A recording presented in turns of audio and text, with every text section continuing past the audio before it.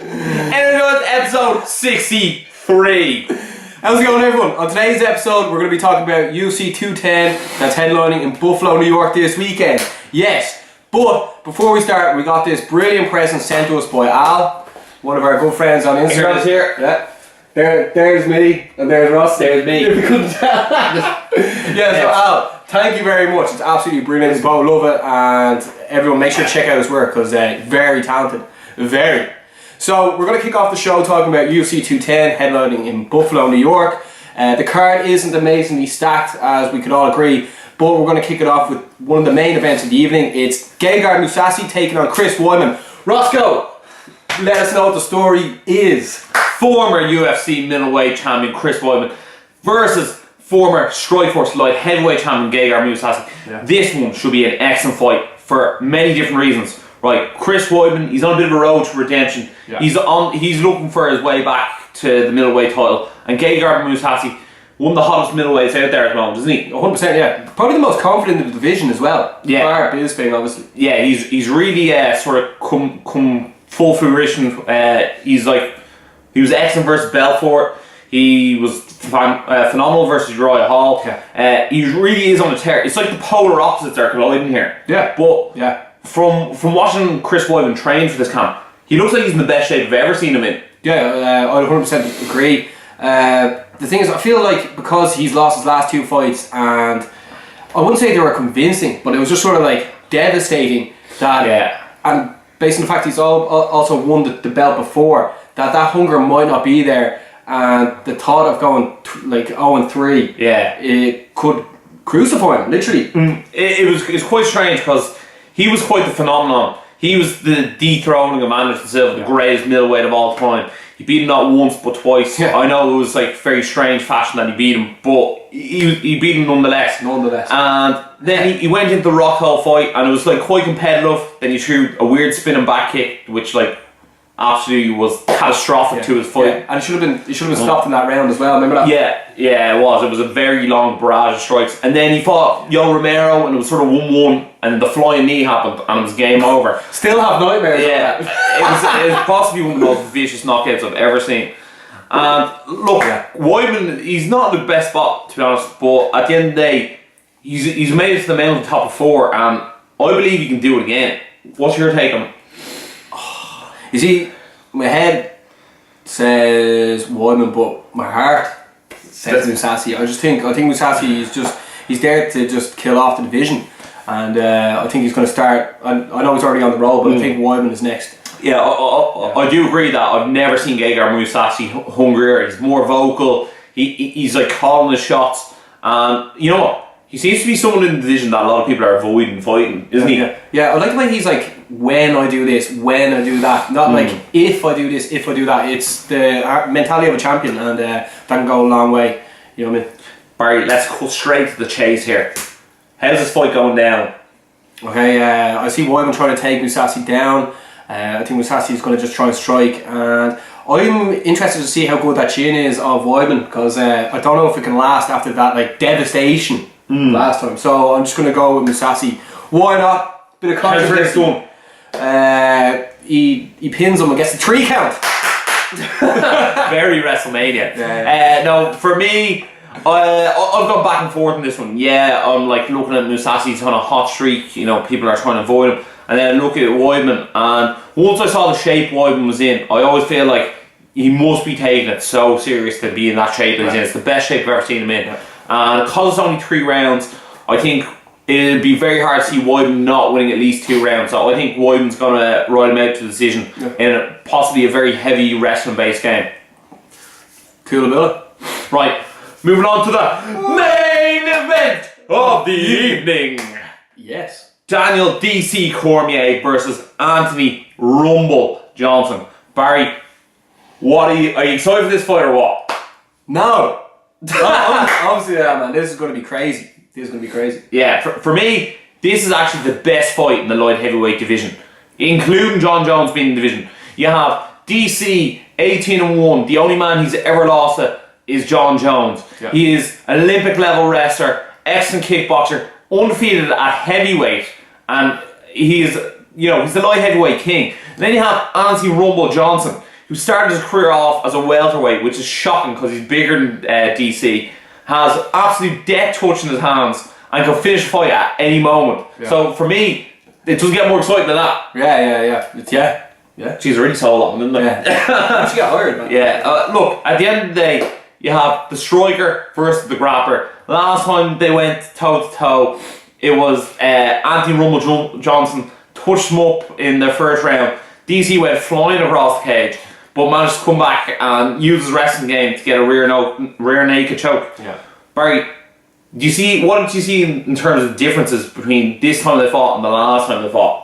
I think both are going in more confident. To be honest, I don't see much difference happening. I just think that DC is just going to take him down, and it's going to be sort of the same thing again. I think Rumble gave him his best shot last time and didn't finish it off, so I'd see the same thing happen again. I think DC's record speaks for itself. So that's the way I see it going. Big fan of Rumble, but I'm just going to go DC. What about yourself? In my opinion, you could easily make a very strong argument that Daniel Cormier is the best fighter active in the UFC roster at the moment. Obviously that excludes John Jones.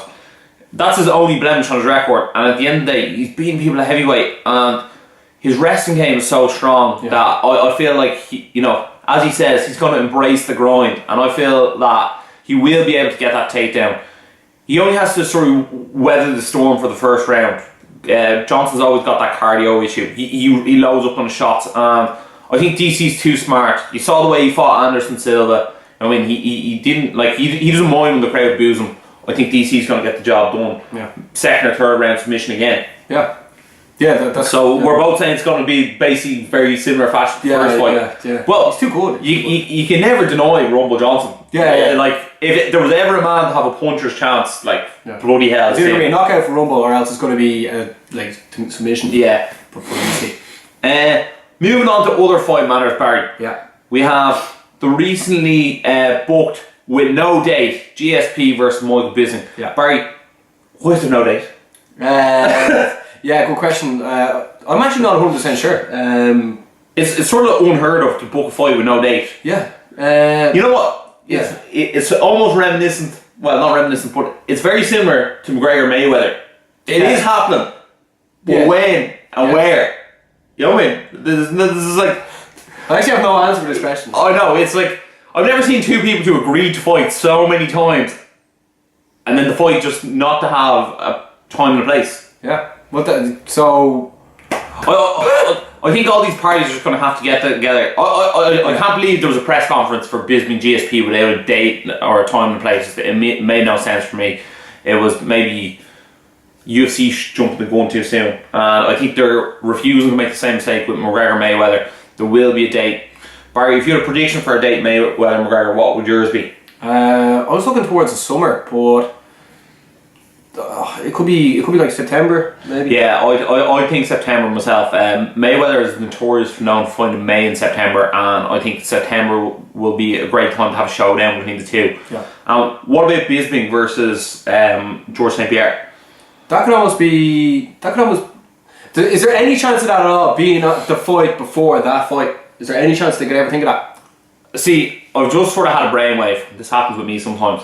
That my thought on GSP versus Bisping, because the McGregor Mayweather fight would be so big, they're going to have it almost 2 months apart from it. So that's why I think they're looking for a June-July date for Bisping versus GSP, because if that ends up in the August-September thing, it's just going to end up being another fight around the Mayweather-McGregor one. Okay, so do you think they're going to wait until they get a McGregor-Mayweather date and then book the GSP Bisping? I think they're potentially obviously the McGregor Mayweather fight will take precedence over any other fight, so I think they're waiting for a date for that, and then they'll push the Bisping GSP fight either probably before, because even afterwards it's not good enough. So they're both sort of holding each other up in a way. Yeah, look, they're going to be the two biggest pay-per-views of the year.